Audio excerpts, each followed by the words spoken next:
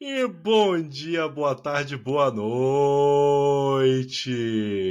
Está no ar o seu, o meu, do Emídio, de todo mundo, o Rock and Code, o seu podcast quinzenal, eventualmente, que fala sobre tecnologia e não lhe ensina absolutamente nada. E hoje, obviamente, temos aqui o meu digníssimo co-host, o senhor Caio Emídio. Como o senhor está, Caio Emídio? Olá, bom dia, boa tarde, boa noite. Eu me encontro nesse exato momento muito bem, né? Muito bem, agradeço aí mais uma vez estar aqui presente ao Papai do Céu por me permitir ter essa essa realidade, poder compartilhar e conversar com você mais uma vez. Pô, cara, fico lisonjeado com tamanha consideração pela minha pessoa. Eu queria ter, Emídio, eu vou falar uma parada aqui, que eu queria ter o compromisso de arrumar o meu quarto antes da gravação, porque olha só, cara, isso aqui. Esse é o Eu. custo de você querer fazer uma coisa, de você querer fazer vídeo, né? Você tem que fazer que Pois nem eu, é. cara. Coloquei uma cortina cinza aqui, né? Aqui, ó, é a janela mesmo, aqui pra sacada do apartamento. Hoje Pois nevou é. muito em Dublin, então se você tá no verão assistindo isso, hoje, enquanto a gente tá gravando, hoje deu uma nevasca aqui em Dublin. Nevou muito. Eu levei a Nossa, digníssima ela viu neve pela primeira vez, tá olha só, cara. Mas anestesiada. Um neva é dia muito especial. comum? É muito comum Cara, nevar aí? do jeito que nevou é muito raro. Aqui normalmente neva, mas assim, neva, já para, já chove, já vem meia hora depois, já não tem mais nada. Mas hoje tá tudo branquinho, o telhado, assim, tá Olha, bacana. deixa eu falar uma coisa sobre neve. Aqui na Suécia neva muito. Principalmente aqui em Gotemburgo, neva muito. Aqui fica nevasca durante dias. A neve às vezes chega na meiota da canela, assim. O Winterfell Ah, mesmo. Neve é algo que é muito bonito. É muito bonito, as crianças adoram, mas ela é inconveniente quando ela começa a ir embora. Porque chove, aí ou a pessoa fica pisando e a neve vira gelo. Então o que, que acontece? As pessoas escorregam. Então a gente tem que usar é. um negócio que você bota embaixo do seu sapato, que tem uns pregos, tipo uma chuteira, mas para neve. Uhum. Né, para você poder não cair, né, na frente das pessoas e se machucar seriamente. Mas falando em cair e se machucar seriamente, Emílio, né, sobre o que nós vamos falar hoje? Cara, a gente tem que falar sobre o que está sendo falado na bolha dev, né? Que ninguém sabe aonde começa, onde termina. Mas a bolha dev está passando agora por mais um evento daqueles que a gente começou discutindo. Acho que foi um dos primeiros assuntos que a gente discutiu no último ano, que foi a rinha de back-end, né? Rinha de Então, back-end, isso é muito bom. rinha Eu de não back-end. participei da última e não participarei desta provavelmente, mas eu incentivo que Ah, você ouvinte participe, que é muito legal. como eu tava te falando, eu pretendo participar, talvez não sei se eu vou participar oficialmente, eu não sei se eu vou chegar a lançar a minha candidatura, mas eu gosto eu acho que é um problema interessante, pequeno, no qual eu acredito que a parte mais interessante está em você testar o diferente, tá? Em testar soluções alternativas e fugir da mesmice. Acho que quem conseguir fugir mais da mesmice, na minha opinião, tem que ganhar esse negócio aí, né? É, assim, mas o que é que você achou do desafio?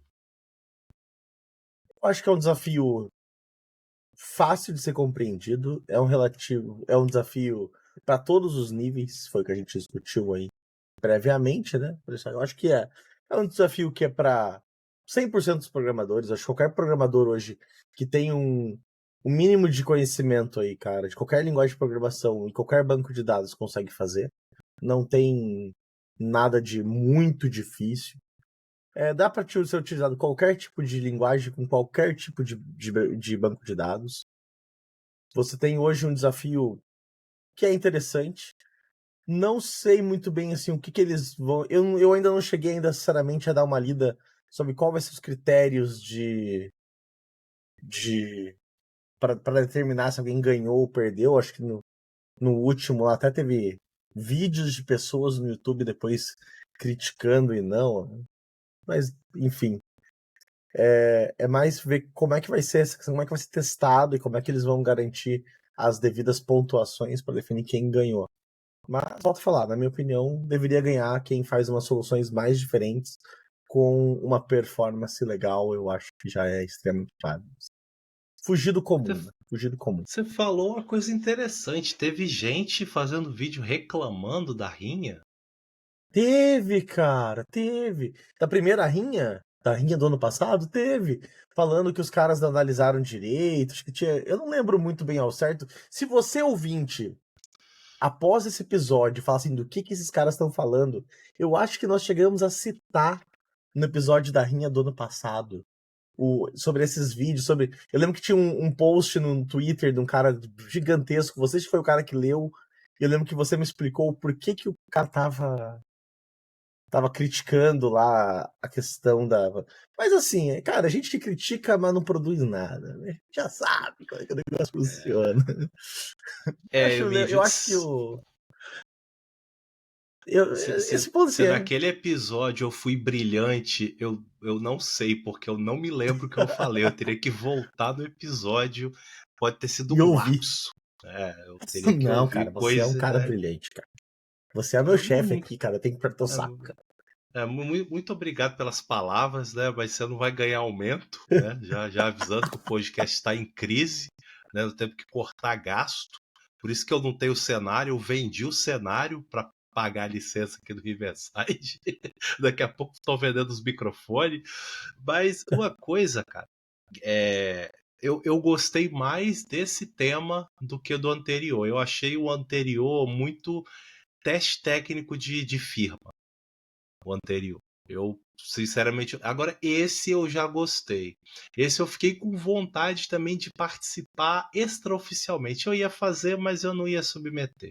Até porque a solução que eu seguiria certamente seria muito old school, mas que eu certamente conseguiria ter o resultado. Porque essa rinha não é sobre performance, é sobre consistência. Você garantir a consistência, né? Você vai fazer lançamentos de financeiros, né? E você não pode ultrapassar o limite e o valor tem que estar sempre correto, né? Então, certamente, né, como eu já tenho um background de banco, né, trabalhei em banco, certamente a Jéssica que veio aqui teria uma solução até melhor do que a minha, mas eu começaria talvez implementando triggers de banco de dados. Simples, mas super eficiente. Eu poderia fazer uma trigger de before insert naquela tabela e uma trigger de after insert. Então, a de before insert, eu analisaria o que estaria sendo incluído. Você pode fazer selects de outras tabelas, se você quiser. E aí, dentro dela, beleza, esse lançamento aqui está dentro do limite da pessoa? Tá, beleza, eu lanço, né? Se não tá, eu insiro na base de dados, mas com uma flag de rejeitado. Né? Olha, você tentou fazer esse lançamento e não deu. Então, a trigger de before insert seria muito boa. E aí eu ficaria seguro que a de after insert faria o trabalho dela. Beleza, foi inserido, eu verificaria se ele foi rejeitado. Se não foi rejeitado, eu vou atualizar o saldo do cara. Eu faria tudo no banco de dados. E eu acho que seria uma solução muito boa, muito old school, simples. Obviamente tem ressalvas a respeito dessa solução, que a manutenção dela não é muito fácil, ela não é testável, você não pode escrever tipo teste unitário, eu acho que não tem como até onde eu sei. Versionar também seria bem complicado, mas funcionaria, eu resolveria o problema de uma forma muito, muito clássica. Né? Isso é bem anos 2000, cara, isso daí. Quando você falou de trigger, na verdade, eu lembrei de quando eu tava começando a estudar SQL, tá? Eu tive que voltar e ler sobre o que era trigger. Mas eu acredito que a solução que eu usaria já seria uma solução, cara, 100% quase nova, assim. Eu já iria para um framework, né? Eu faz alguns anos já, na verdade, eu gosto muito de Nest.js. Eu sei que não é o mais performático, eu sei que não é o mais, talvez o mais querido, assim, mas eu gostaria também de ver como é que ficaria essa solução dentro de um contexto mais, cara, fizemos essa solução aqui, vamos ver como é que ficaria isso com uma visão mais empresarial, né? Um negócio mais próximo do que a gente realmente usaria isso no dia a dia. Eu meio que, eu ando gostando muito dessa linha, assim, de eu acho que é legal escovar bit, escovei muito bit durante a faculdade, né? Mas eu meio que talvez iria. Hoje eu iria de Nest.js com PostgRE lá e faria teste antes, teste depois, talvez também. Então, assim, são pontos que a gente começa a analisar aos poucos, mas eu não sei se eu. Talvez eu faria isso pra falar assim, cara, beleza, eu fiz uma solução, agora quando sair os resultados da rinha, eu vou querer analisar a minha solução com as outras soluções que vão estar lá bem poupadas e abrir. Mas assim, eu não sei se vai ter gente fazendo em Nest.js, entendeu? Acho que vai ter muita gente fazendo. Deve ter uma solução em JavaScript purão lá, que da última vez teve uma.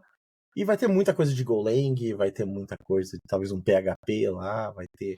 Mas essa solução com direto no banco de dados é uma solução bem interessante, porque Old ela school, é. né, cara? Eu gosto do Nest, eu trabalho com o Nest, né? Eu Eu gosto gosto muito muito. dele. Assim, quando eu vou resolver um problema, eu nunca penso na tecnologia, eu penso no que eu preciso.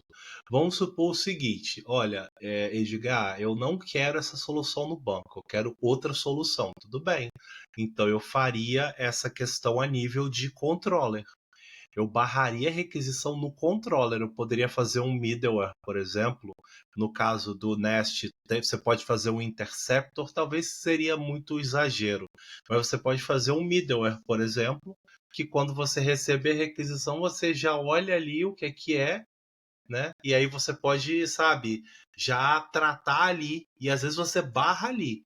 É óbvio que você ter Muita a coisa você questão do. pode usar até DTO, entendeu? Você pode usar data checker, você pode usar um monte de coisa, Edgar. Daí são Pode, diversas soluções pode. Tem possíveis. muito. Então, e eu acho que é nessa linha que eu gostaria meio que de brincar.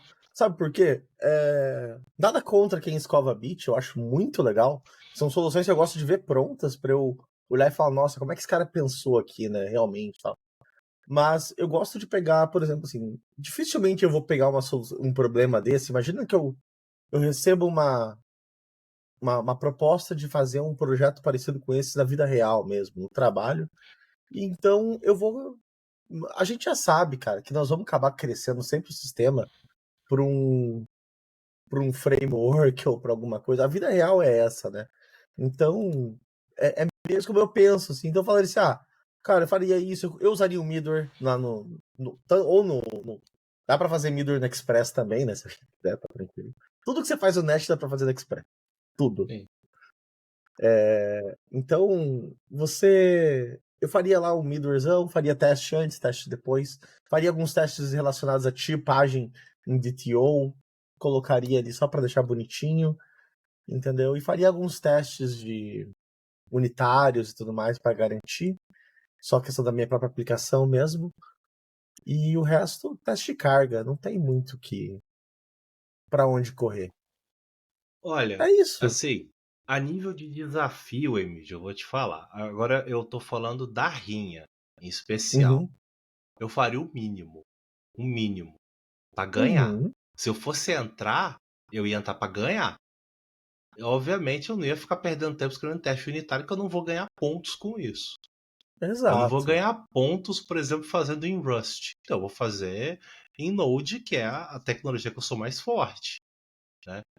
Eu vou usar o MySQL, que é o banco de dados que eu sou mais forte e que é acessível, Uhum, né? Se fosse, eu vou usar um Oracle Hack, então, mas mano, eu não tenho como botar um Oracle Hack numa rinha de back-end. Então eu usaria um MySQL, que é um banco que eu sou mais forte, né? Ou um Postgres, talvez, que é um é, banco que eu também tenho uma intimidade, mas eu sou melhor com o MySQL. Então, assim,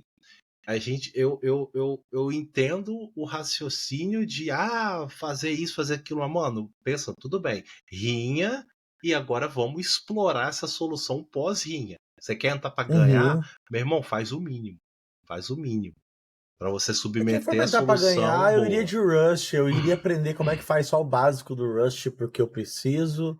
com a parada, tentaria buscar o ser o mais performático possível num rush ou num golem da vida só pra poder fazer a parada. Porque é pra ganhar. Aí você tem que ganhar, qualquer milissegundo vale. Qualquer garantia de concorrência vale. Qualquer coisa vale. Daí, como é concorrência, eu não iria pra banco não. Pra um NoSQL, um MongoDB, um MariaDB. Possivelmente não. Não iria. Por mais que eu tava vendo que os limites de memória eles são bem claros ali, né, na minha e tal. Seria até interessante ver como é que seria a performance do rodar isso e ver como é que seria a questão da questão de performance entre os dois, mas como garantir, sem garantir o código, não valeria a pena. Né? É alto risco. Para garantir a integridade dos dados no código, perderia Então, mas muito. olha só, você colocou um ponto muito interessante que muita gente acredita e eu tenho lá minhas dúvidas. Você acredita que fazendo em Rust, seria muito melhor do que, por exemplo, fazer em algo que você já sabe? Eu acho que você vai estar brigando pela mesma piscada de olho. Pois é. É até um mito que provavelmente essa rinha vai continuar. A última rinha teve. Obviamente a galera falou mais pela zoeira, mas teve gente que comprou a briga como se fosse séria. O Java, por exemplo, foi uma linguagem extremamente mal representada na última rinha. Sabe, assim, as soluções foram muito ruins. Porque provavelmente ninguém que manjava muito de Java usou Java ou participou da rinha. E isso comprometeu a colocação da linguagem. Então, obviamente, a galera falou, zoou, a galera gosta da oportunidade de zoar o Java e, obviamente, levantar a moral de outras linguagens, tipo Go, tipo Rust. Então, essa rinha não vai ser diferente, né? Vai ser uma oportunidade aí para a galera clubista de linguagem dizer que a minha linguagem é melhor porque estava melhor colocado na rinha. E, de novo, é a mesma nuance que tem em ambas as linhas, é o uso do banco de dados. Porque o Ponte vai me odiar por falar isso, o Rafael Ponte ele vai me odiar, mas é verdade. Na maior parte dos casos, o banco de dados é o gargalo. Na maior parte dos casos, não é sempre, mas é em grande parte. Claro que existem outras coisas, mas geralmente o primeiro lugar que a gente olha quando sua aplicação está lenta é o banco. Se ele está indexado direito, se ele tem recurso suficiente, se a questão das tabelas como é que estão, sabe? Às vezes dá uma olhar as consultas que o seu ORM está fazendo, se você usa. Geralmente o problema está lá. Ponte deve estar. Não é, mas às vezes é sim, Ponte. Não tenta, não, que às vezes é. Tem outras questões de escalabilidade, paralelismo, né? Tem outras questões de arquitetura e engenharia de softwares classiquíssimas, mas nem sempre é o caso. Às vezes é o banco mesmo, o safadão que tá ali levando porrada. Então a rinha é muito a respeito disso. Mas essa é. Eu vi os tempos, cara, de resposta mínimos. Eu acho que você não precisa se preocupar muito em ser performático. Pelo que eu vi, acho que a aplicação tem que responder em pelo menos 40 segundos no Bootstrap. Então, o Uhum. Bootstrap dela, quando você subir o container, você tem 40 segundos para responder alguma coisa. Eu acho isso um tempo, cara, mais que suficiente. Eu não sei se são Altíssimo. 40 segundos ou milissegundos. Eu acho que são Eu 40 temo segundos. que. Eu vou ter que rodar esse negócio localmente aqui pra ver mesmo. Mas vamos falar um pouco desse negócio do banco de dados que você colocou, que eu acho bem legal, assim. Eu trabalhei com mainframe um tempo. E eu acho o negócio muito legal no mainframe, porque quando a gente fala com mainframe lá, ZOS, IBM e tudo mais, a gente fala, por exemplo, em 3 tipos de memória, né? A gente fala em memória RAM, que não precisa explicar para ninguém. A gente fala memória em disco, e a gente fala em memória em fita, né? Então, e até hoje existem as 3, e possivelmente para grandes corporações que usam, né? Talvez, não sei, acredito eu, a Volvo deve ter mainframe também, grandes instituições bancárias aí, principalmente todos os grandes bancos do mundo também têm. E o rolê todo é o seguinte: quando a gente fala sobre isso, não é que o sistema ele sempre é cortado pelo seu maior gargalo, né? Seu maior gargalo é o que demora mais tempo para ser efetivado. Então, quando você está falando de mainframe, o maior gargalo é fita. Por quê? Porque cada vez que você precisa acessar uma fita, demora segundos lá. Porque o cara tem que. Pra galera tentar entender, vai um robozinho, e é um robô de verdade, tá? Não, é um braço mecânico, vai lá, pega aquela fita, a fita vai lá, pega, vai no leitor e lê. E é isso. Então existe um Sim. cofre de fitas, normalmente, nos data centers, para fazer isso. Então qual que é o mais barato? O mais barato hoje é fita. Qual que é o mais caro? Memória RAM. Porque manter É. memória RAM é muito caro.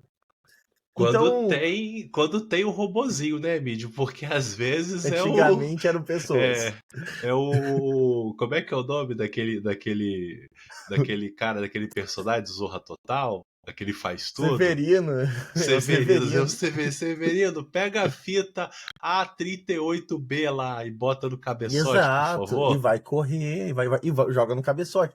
Então daí você fala assim, daí, se o cara que cuida da parte de fitas ficar chateado porque alguém falar que a parada mais lenta do sistema é a questão de fitas, é óbvio, entendeu? Porque se fosse extremamente importante, vai por mim, estaria tudo em memória RAM. E tem sistemas hoje em dia que rodam em memória RAM, entendeu? Com tudo que precisa pôr, vai lá e coloca e sobe. Então, esse ponto, eu acho que eu vi que a questão de memória ali, ele é limitado, né? A gente tá falando aqui questão de coisa pelo que eu tava vendo aqui rapidamente para não falar uma besteira, 140 mega, né? O limite do que eles estão colocando no PostgRE ali, no exemplo que eles estão deixando e tudo mais. Então, assim, eu acho que seria interessante talvez também dar uma brincada nessa quantidade de memória, se possível. As pessoas, eu acho que é um exemplo muito legal, Edgar, das pessoas verem limites. Tipo, ó, pô, se aumentar o recurso aqui, como é que fica? E se eu usar um negócio que vai subir em cima, vai segurar tudo em memória RAM, como é que fica? E se eu fizer uma coisa, como é que fica? E tudo isso são exemplos muito bacanas. Então, é um exemplo pequeno que vai fazer a galera entender que concorrência e banco de. Melhorando ou piorando o banco de dados dele ali, vai ser o ponto mais interessante, assim. Por isso que eu acho que eu iria de Nest mesmo, só pra. Que o negócio só vai imputar os dados, entendeu? Seria uma Não. boa escolha. Assim, cara, eu gosto de ser muito pragmático nas minhas escolhas e foi até bom você ter trazido isso. Porque a fita, cara, quem é dos anos 90, 80, ouviu muita fita cassete, né? Então você tinha que rebobinar, ou VHS, né? Fita VHS, né? Hoje você quer passar de uma música para outra, você só aperta o botãozinho. Fita cassete, não, você tem que de fato passar a fita, porque a fita é um cabeçote que vai passando, né? É um pouco mais moderno, ele sabe a posição da fita que tá. Então, beleza, tá, começa aqui o dado. E o dado é sequencial. Não é igual a memória que tem ponteiro, né? A memória, um objeto em memória, não precisa estar guardado sequencialmente. Se tiver sequencialmente, melhor, né? Mas questão de ponteiro não precisa. Você pode ter um bloco aqui, um bloco aqui, um bloco aqui, um bloco cá. E falando de custo, claro que a fita, HD e memória são mais baratos para o mais caro nessa ordem. Fita e HD, cara, vai. Quanto é que você paga aí, por exemplo, por 1 tera no iCloud ou no Google Drive? É super barato. Né? Agora pega uma computação, pega uma máquina lá, um Cloud Run, pega uma máquina virtual aí na Azure, em algum lugar. Vê uma máquina de 1 GB de memória para 3, o custo já dá uma aumentada, porque memória é caro. Memória é caro, processamento é caro. Então, pô, você vai pensar o seguinte, pô, beleza, eu vou fazer um aplicativo, um sistema, alguma coisa para ter transação bancária para meus clientes. Aí eu já começo a pensar um pouco, porra, mundo real, né? Sai um pouco da RIM e pensa em mundo real. Mano, eu guardaria os dados, o saldo de todos os meus clientes do meu banco em memória? Eu não sei se seria uma ideia muito boa. Porque memória é um recurso caro. Ah, a gente tem nuvem on-premise. Porra, demorou então, meu irmão. Vou botar tudo em memória. Porque aí os recursos são meus, me pertencem. Eu já pago por eles, independente se eu use ou não. Agora não, cara, é a nuvem que não é on-premise. Então, porra, eu tenho que usar os recursos com um pouco mais de sabedoria. Então, talvez ter tudo isso em memória não seja uma ideia muito boa. Porque senão minha aplicação vai estar lá com 1 GB alocado para ela, né? Vai sair caro para algo que talvez você pudesse ter uma solução mais econômica. Você pode controlar isso a nível de transação, né? Que, assim, o tipo de memória que a gente vai usar é sempre algo que tem que se pensar muito bem. Ah, você vai armazenar coisa em fita? Eu acho que ninguém armazena mais coisa em fita. Acho que tem muita Não, gente que não. vai ouvir isso aqui, não sabe nem o que que é. Mas, porra, coisa em fita geralmente é backup, é coisa que você não precisa o tempo todo, é coisa que você precisa eventualmente. Coisas no HD são coisas que você usa comumente, mas que não são críticas. Agora, cara, você tem uma informação que é em tempo real, velho. Aquela parada você precisa e precisa o mais rápido possível. Memória, né? Então, você sempre, como engenheiro de software, você sempre tem que pesar e ver, ok, quão crítico é isso, né? Por mais Então, que o SSD seja muito rápido, a memória sempre vai ser mais rápido, porque já está lá, né? o exemplo que eu ia falar agora é exatamente esse. Você tem, pode, para as pessoas que não estão entendendo o que é fita e tudo mais, imagina que você tem um HD disco, um HD SSD e memória RAM. Os preços também já alteram. Hoje em dia, o HD disco de 1 tera, sei lá, custa X, um HD SSD pode chegar a custar até 4x, sei lá, eu não tenho noção muito de valores, mas eu sei que o preço também cresce muito. Se você quiser pegar aquele mesma quantidade de memória e memória RAM, é impagável. Então, talvez é um bom exemplo para as pessoas que nunca tiveram que se preocupar com recurso, se preocupar com recurso. Então, coloca tudo em memória RAM, vê como é que fica. Fica muito rápido. Eu ganharia facilmente. Mas se você pensa um pouco na vida real, dá para colocar em memória RAM? Como é que a gente sabe memória vida real? Cara, vai lá na AWS, vai na Azure, já que nenhuma patrocina o canal, vai lá na AWS, vai na Azure, vai na GCP, lá no Google Cloud Platforms, faz um levantamento de custo e fala assim, daqui a pouco. E tem um negócio que eu aprendi na vida, que é um negócio sobre recurso, que é o seguinte: de vez em quando o que é caro pra gente não é caro pro dono da empresa. Mas Quando eu olha só, trabalhei em Emílio. grandes corporações bancárias, o dinheiro, eu brincava que os projetos tinham quase dinheiro infinito.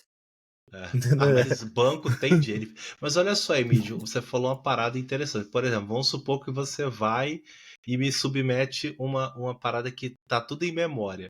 Você sabe qual ia ser o primeiro teste que eu ia fazer de estresse? Eu ia enfiar 1 milhão de clientes na sua base de dados, né? Que é tudo automático. Eu ia enfiar 1 milhão. Quero ver, a sua aplicação ia cair na hora, porque o limite de memória é baixo. Na hora ia cair. Uhum. Você ia ter lá 1 milhão de registros com saldo ali, sabe? Não caiu? Beleza, vou botar mais 1 milhão até cair. Entendeu? Então, Isso me é lembra um muito o teste que é muito teste fácil, de. é muito frágil, Isso me sabe? É muito lembra. fácil. Claro, com certeza. Isso me lembra muito na faculdade, a gente fazia aqueles algoritmos de ordenação e fazia competição de algoritmos de ordenação. E daí você chegava e colocava lá assim: 1.000 elementos, demorava 2 segundos. 1 milhão, demorava tantos segundos. 1 bilhão, 1 trilhão, 1 quadrilhão.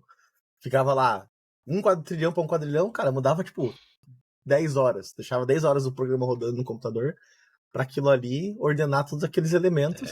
E você não conseguia muito. Daí você tinha que comprovar no melhor caso, pior caso, né, um caso médio, né, um caso randômico que você olha. Então, você olhar todos esses pontos, eu acho que por isso que eu falo assim, eu acho que essa linha de back-end, ela é interessante por essa capacidade que, se você pensar um pouquinho fora da caixa para o seu aprendizado, ela é muito mais que controle de concorrência. Ela pode ser controle de recurso, ela pode ser controle de projeto, ela pode ser análise de diferentes tipos de memória. Eu vou te falar que, assim, olhar.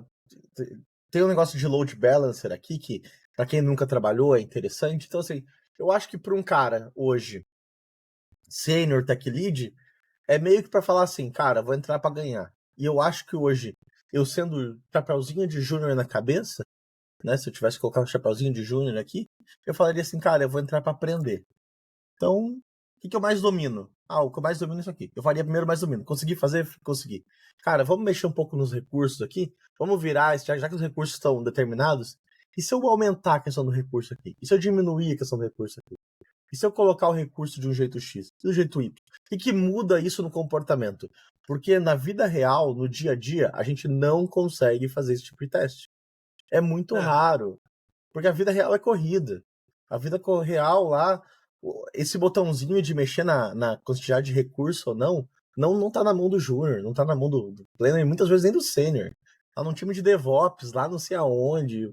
E o cara simplesmente não vai falar assim, deixa eu testar aí, um teste de performance. E o cara fala, não, mas você pediu? Né? Na minha atual empresa hoje, você tem que pedir para fazer um teste de performance.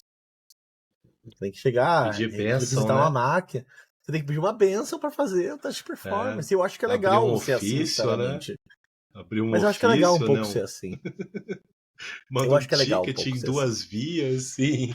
Você perde a primeira, carimba a segunda. Abre um gira, pede aprovação pro Papa. Então, assim. Zendesk, né? Abre um Zendesk. Abre um Zendesk. É tipo isso aí, cara. Então, assim, eu acredito que essa rinha, se o cara tiver uma inteligência não só competitiva, mas uma inteligência de, cara, deixa eu ver o que isso aqui pode aprender. Eu acho que ele pode aprender muito. Então, esse teste que você falou, cara, vou vir aqui, eu vou incluir. Eu acho que inicialmente eles até falam quantas. As contas que eles estão colocando aqui, no cadastro inicial de clientes são 5. Cara, põe 1 milhão e vê como é que vai dar. Faz um gerador lá aleatório de incremento e decremento de saldo para estourar mesmo. Entendeu? E ver como é que a coisa. E vai ver como vai brincando com a. Eu acho que a programação. Eu tenho um pouco essa opinião, é uma opinião um pouco crítica, que eu falo o seguinte: as melhores épocas que eu tive na programação foram as épocas que eu me diverti fazendo a parada. Eu sei que é emprego, eu sei que muita gente leva só como fonte salarial. Mas, cara, algumas vezes na vida a gente tem que se divertir fazendo um negócio. Entendeu? Então, eu acho que essa rinha tem um ponto do tipo, ganhar é legal, entendeu? Tá lá é legal, participar é legal, mas assim, aprender com o negócio é muito legal. E você chegar e falar assim, com certeza. E é um processo, cara, que dá pra ser muito divertido. Entendeu? Você pode falar, vamos criar aqui 5 milhões de contas, só pra estourar, cara. Só pra estourar. Pra mim, olha só, o meu objetivo seria ter consistência e usar no talo todos os recursos que eu puder usar no talo. Porque acho que isso é importante também. Quando você tem um servidor na nuvem, se você tem 2 GB de memória e o CPU X, meu irmão, o CPU tem que estar no talo o tempo todo. O tempo todo. Porque geralmente uma empresa paga adiantado, né, aquele recurso, né? Então, porra, você tá pagando, você tem que estar usando, né? Então, sabe? Esse ia ser meu objetivo. Quero usar no talo, quero usar tudo. Sacou? Mas, pô, parabéns aí. Não, pode falar o eu acho. Posso falar o acho? O último achismos aqui? Pode mandar o eu acho. A única coisa que eu acho que é o seguinte, volto a falar, é a possibilidade de lidar com os recursos aqui. Né? Então, mas eu não manjo muito de Docker, como é que faz? Cara, se você abrir lá o arquivo Docker Compose, você vai ver que tem lá limits, CPU, memory ali, né? Quanto tem de memória e quanto tem de processamento. Então, você pode ir aumentando, diminuindo, pode ir brincando. Eu acho que... Eu lembro quando eu era moleque, 12, 13 anos, eu comecei a aprender HTML, CSS, JavaScript lá no fórum do hardware, finado fórum do hardware. Nossa. Era o único lugar que eu conseguia tirar dúvida.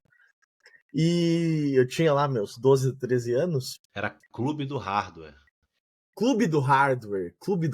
Existe ainda? Não sei se existe ainda. Eu não faço ideia. Não tenho a menor ideia. Se existir, muito obrigado. Vocês me inspiraram durante muitos bons anos, cara. E, cara, lá no Clube do Hardware, eu lembro o quanto foi divertido. O processo do aprendizado foi divertido. É saber fazer o negocinho, saber mudar, criar um bloquinho, fazer esse bloquinho se organizar. Não tinha Flex ainda, né? Era TDTR. Era tudo tabelado, né?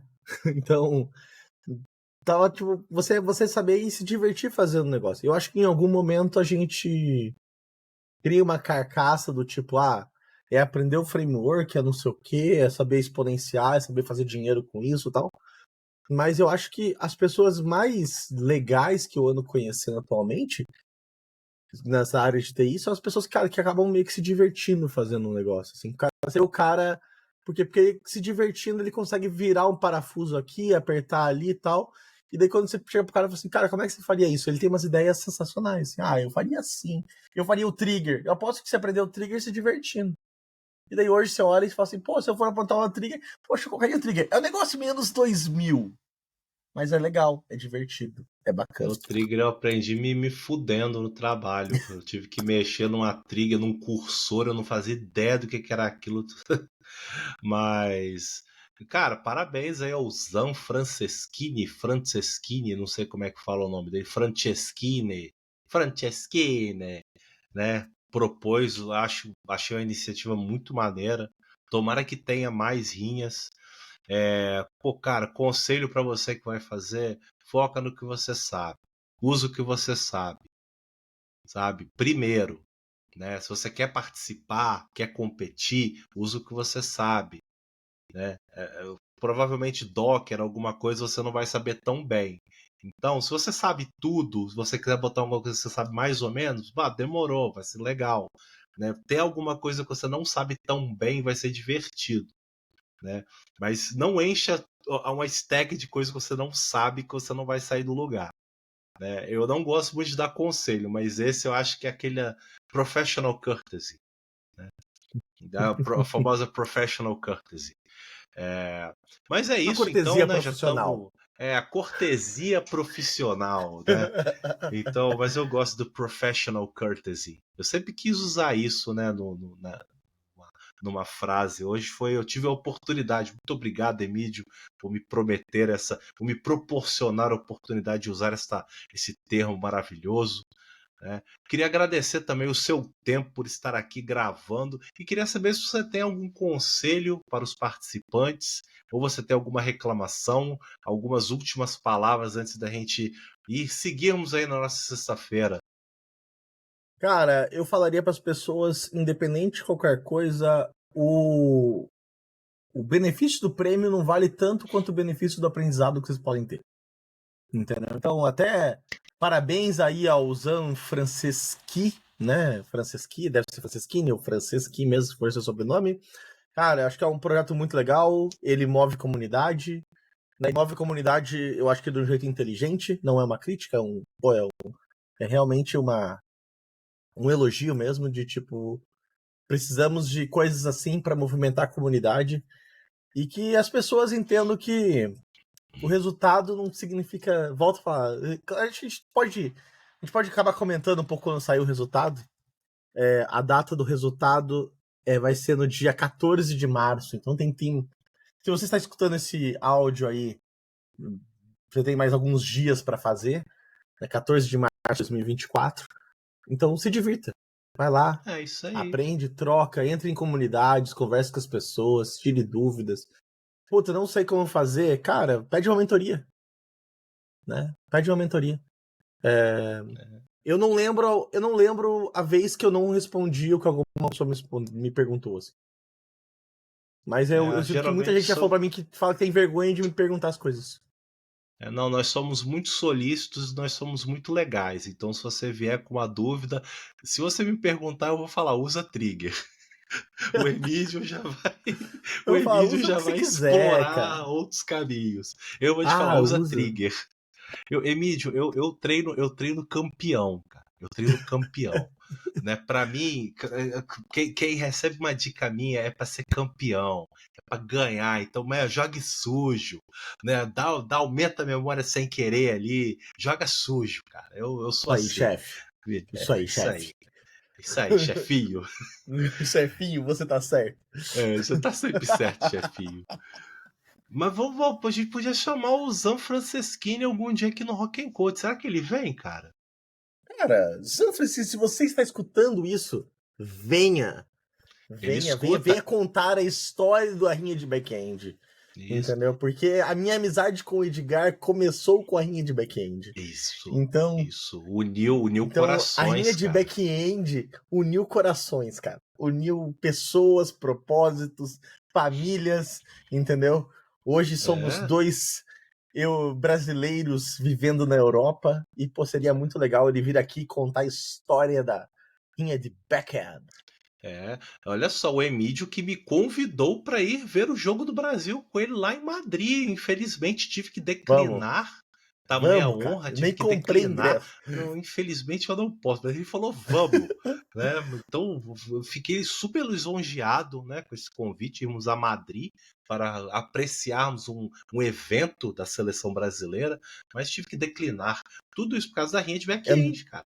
tudo Que com essa outro rinha de back-end. evento Olha só, que outro evento você vai arrumar um brother que vai te convidar pra ir em Madrid ver um jogo do Brasil, cara? Só a Cara, rinha de back-end vai te eu tô me proporcionar. sentindo o Neymar agora, que fica levando os É. brother dele pros rolê. Eu tô me sentindo muito Neymar, mas conta a realidade. Eu não estou pagando nada. Porque Não até é, não é porque de o vou te mandar funcionário um aqui sou eu. jatinho. Não, Vou não te tem mandar um jetinho. jatinho, né? Vai ter um Dom Perignon, um sushi. Estamos chegando lá, Emit. Estamos chegando lá, Não, cara. sensacional, Logo, cara. logo, Sensacional. sucesso tá perto, cara. Tá batendo na. Ah, cara, Mas, gente, muito obrigado aí pra você que ouviu. Eu devia ter falado isso desde o começo. Pô, dá o like aí no YouTube, compartilha, comenta, manda pra titia, manda pra vovó. Você que tá ouvindo no podcast, assina o feed. Emílio, me lembra de falar isso no início do podcast, por favor. Eu devia ter falado, mas eu tô falando agora no final, porque aqui é tudo torto, tá bom? Então, um forte abraço. Valeu! valeu!